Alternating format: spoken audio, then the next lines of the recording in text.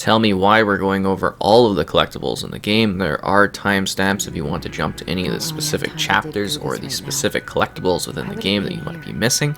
First off the bat, in the first chapter, we have a pair of goblins to get. So in the initial room here with Alyson, you're able to look under your bed, open the box up, and you'll find the goblin available within the box. Pretty easy to find, and a good kind of initial start just to introduce you to the concept of actually finding collectibles within this game. That's where you've been hiding. Oh, and I will mention it's definitely worth to do so, because at the end you get a nice little sort of display thing that you'll see later on. The next part of this first collectible, because it's a pair of goblins, right there on the desk on top of the box.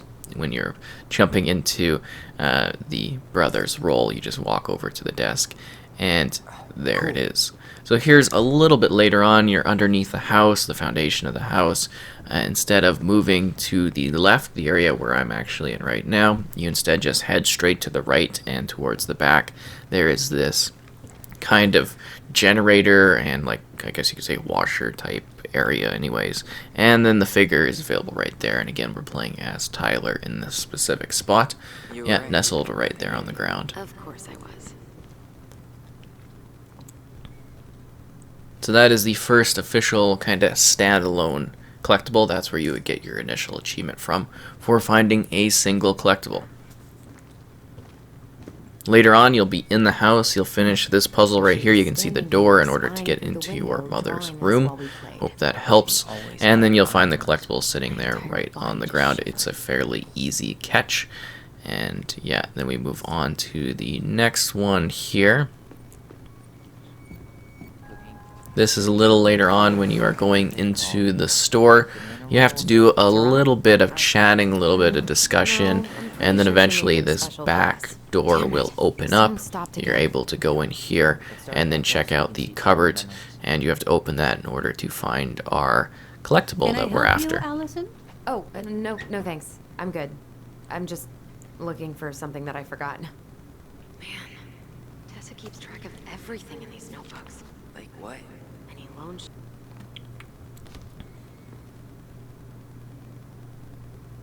What's this doing here?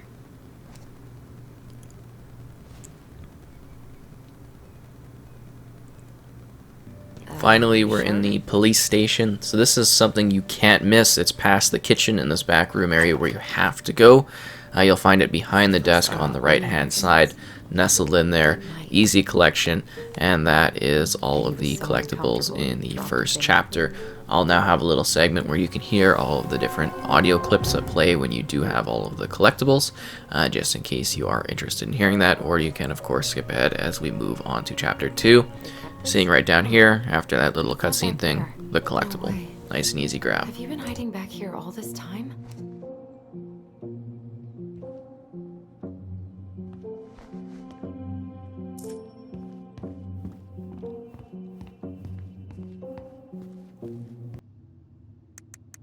The Crafty Goblins are two cunning little thieves who live under the princess's house. They're always getting into mischief, but they have good hearts. The Mad Hunter is a cruel and ruthless creature. Once he starts hunting someone, he never stops. He'll chase his prey to the ends of the earth if he needs to. No one can escape his piercing eye. The wise princess is a runaway from a far-off land. She won't tell anyone what she's running from, because just thinking about it makes her cry. She's friends with all the animals in the forest, and has a kind and generous soul. The Pious Pelican is the princess's generous friend.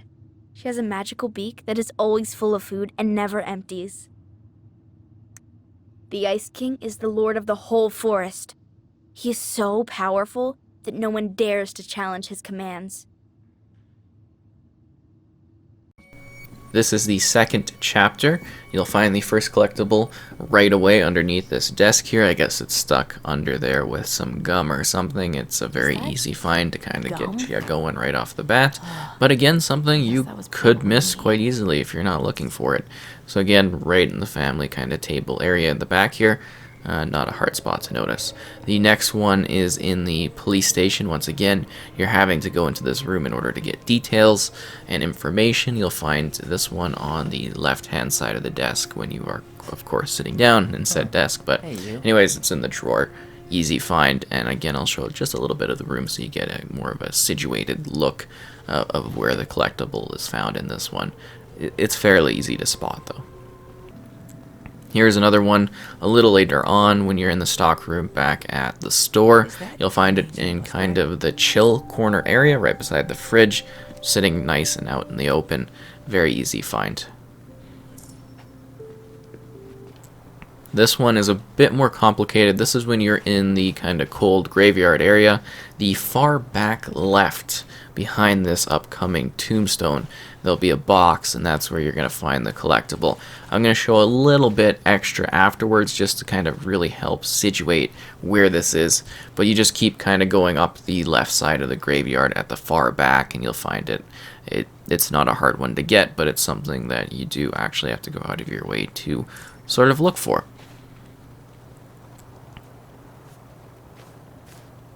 Here is towards the end of the episode.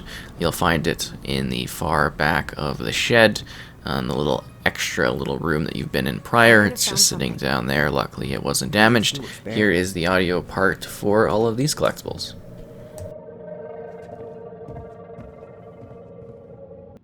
The big frog is an effervescent creature who tries to be kind, but is also a tireless gossip.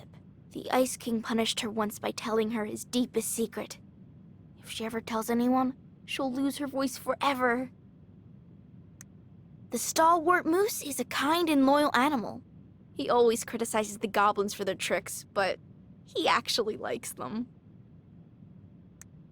The Mangy Muskrat is a lazy, cowardly creature who spends most of his time lying around in the sun, cleaning his coat. The Very Old Beaver is a helpful and industrious creature. She's the princess's most loyal friend. The Moon Hag is an old and powerful witch. She lures her innocent victims deep beneath the ice and traps them there forever. This is the third and final chapter. This is a little bit more of a complicated one to get. You do have to go out of your room, get down here, go towards where your wallet is, and pick up a coin. Once you have that coin, you're going to be going to a room, and that's going to be put into a box. So I don't know if you actually have to go into the room first to get this rolling. I do know that you need the coin, so you may be able just to grab the coin first. Come into this room, grab this box that's sitting here on the shelf, deposit said coin, and the collectible is found within. You might have to move your cursor around just to make sure you are actually getting a spot where it says insert coin as an option. No way. It worked. I wonder why it needed a coin.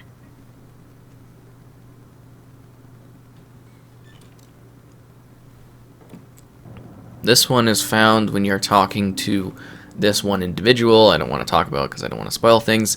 When you get to the second level of the workshop, you're going to find it here in this desk. It's hidden in a drawer. It's a fairly easy find, but actually the only collectible I missed kind of going through initially. So yeah, it's just kind of sitting there in the drawer.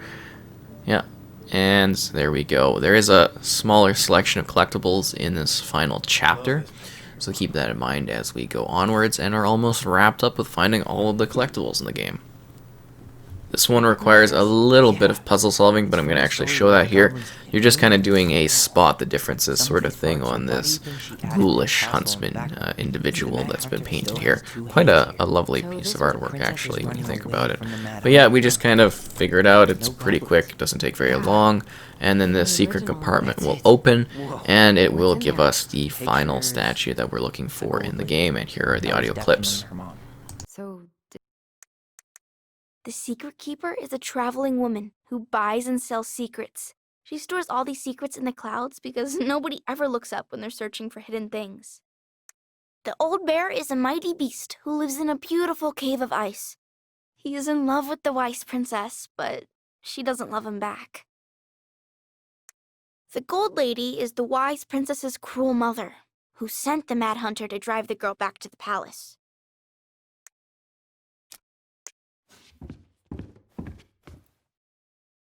Here, the secret keeper, hiding secrets in the clouds.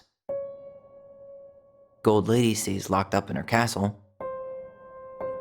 The old bear's gotta be in his ice cave. We'll let the Mangy Muskrat have his rock back. Back in your pond, Big Frog. There you go, Stalwart Moose. The Ice King goes in the forest, obviously.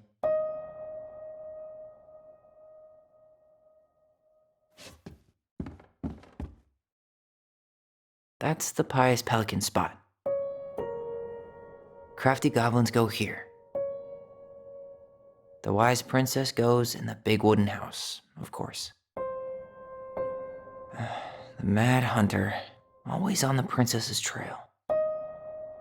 Moon Hag's gotta be imprisoned in her lake. The Very Old Beaver definitely goes in her den. I hope you found this helpful. Feel free to like the video if you enjoyed it, and subscribe for more. Hey, you remember the ad for this? What was their slogan again? Huh. Something poetic about time travel and life being weird, I think.